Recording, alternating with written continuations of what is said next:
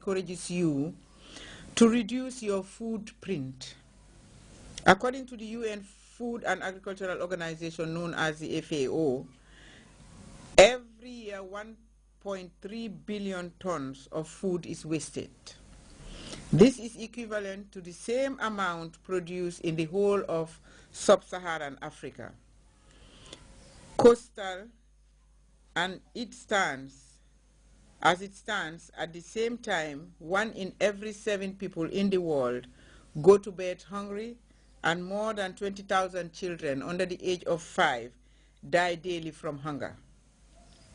Given this enormous imbalance in lifestyles and the resultant devastating effects on the environment, this year's theme, Think, Eat, Save, encourages you to become more aware of the environmental impact of food choices you make and empowers you to make informed decisions considering the crop failure in 2011. Meanwhile, climate change with ensuing water shortage, desertification, soil and vegetation degradation lead not only to depletion of the natural resources, but also threatened the social and economic development of the Gambia and the world at large. Environment Minister there on World Environment Day. That takes us to our first break. We'll be back with news from outside the Gambia.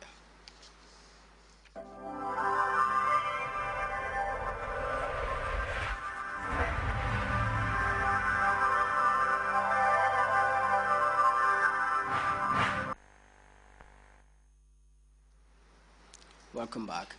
Malian politicians are calling for military intervention in Kidal, where MNLA rebels hold sway.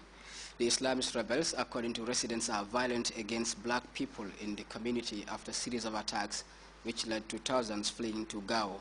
As we hear in this report, Malian troops are on their way to tackle the already dangerous situation which has the power to trigger ethnic conflict. The streets of Bamako, the scene may appear calm, but the situation is tense following information coming out of Kidal in the northeast. A number of daily papers published Tuesday called on the Malian people to make no concessions to the MNLA Tuaregs, accused of violence against blacks in the contested city. Some people are calling it ethnic cleansing. There are no blacks or mixed-race people in the streets of Kidal right now.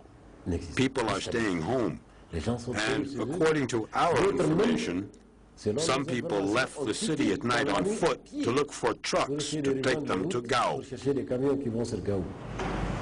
The Kidal Circle Council and the Northern Mali Residents Collective have criticized the actions of the MNLA, the Azawad National Liberation Movement. The two groups believe it is a trap by the Tuareg separatists to unleash ethnic conflict in Mali.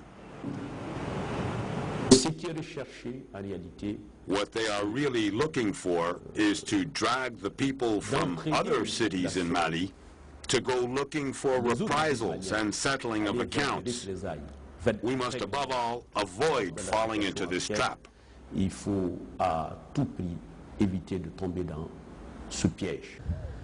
To put an end to the harassment of the black minority in Kidal, a number of Malian politicians are calling for military action. Bamako has just announced that Malian soldiers are heading for Kidal, ruled by the MNLA. That strengthens the very clear position taken by the FDR, the United Front for Saving Democracy and the Republic. The Malian army must be present in Kidal. We don't understand how the French army and the Chadian army are in Kidal, while the black population is being attacked there. This is outrageous. Negotiations between the MNLA and Malian government have been taking place in Ouagadougou. On Monday, the Burkina Faso mediator criticized the incidents in Kidal. Jibril Bassoulé called on all parties to abstain from acts of violence.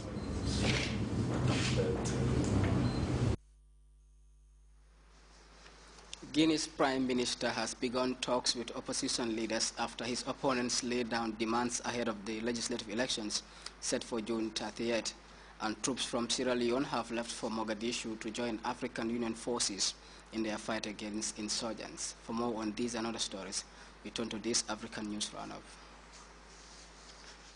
Leaders of the opposition have opened talks, attended by UN-appointed facilitator Said Djinnit. The opposition laid down 3 demands prior to legislative elections set for June 30th. These concern the electoral register, the vote of Guineans living abroad, and the way the Electoral Commission functions. Legislative elections in Guinea are 2 years overdue.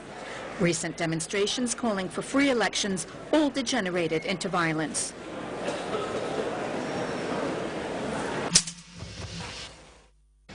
On board this plane are troops from Sierra Leone's armed forces on their way to Mogadishu to join AMISOM, the African Union mission in Somalia. AMISOM is fighting the Al-Shabaab militant Islamist group. Sierra Leone had its own particularly gruesome 10-year-long civil war that benefited from the presence of neighboring countries. Today, it is stable enough to assist in dealing with conflict elsewhere.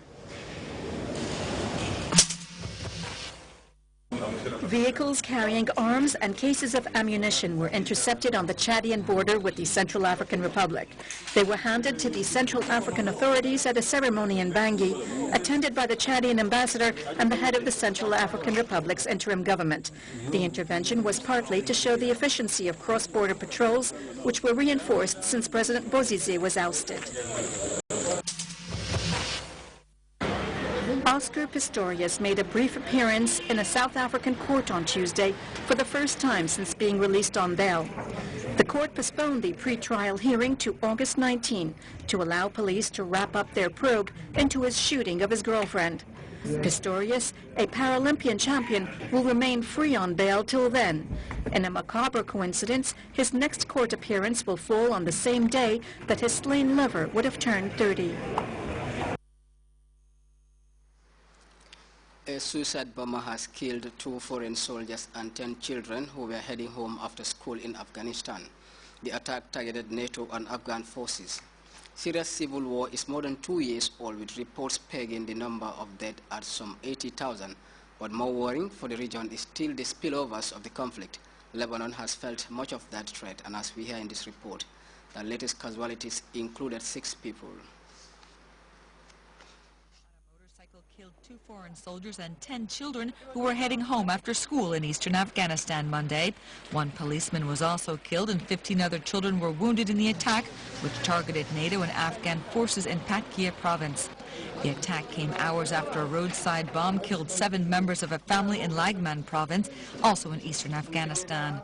The Taliban, who are fighting the government, and foreign troops have repeatedly said they do not target civilians, but their attacks often kill non-combatants.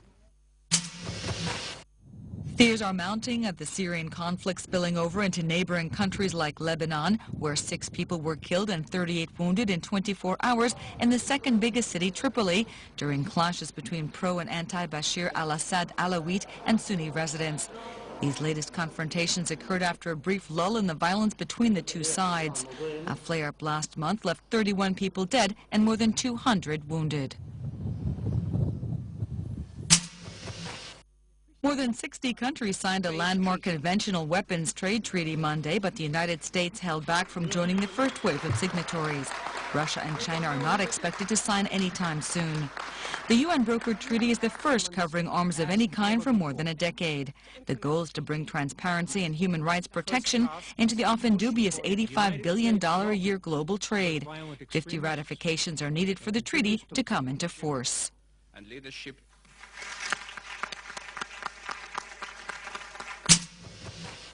The Museum of European and Mediterranean Civilizations was inaugurated in Marseille Tuesday. The square building, which took 4 years to build and faces the sea, was designed by French architect Rudi Ricciotti. The museum is both cultural and scientific and includes fields like anthropology, sociology, history, and art.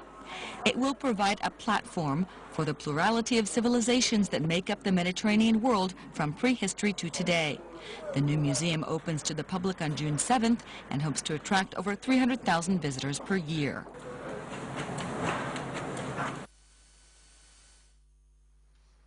We'll take another short break. We'll be back in a moment.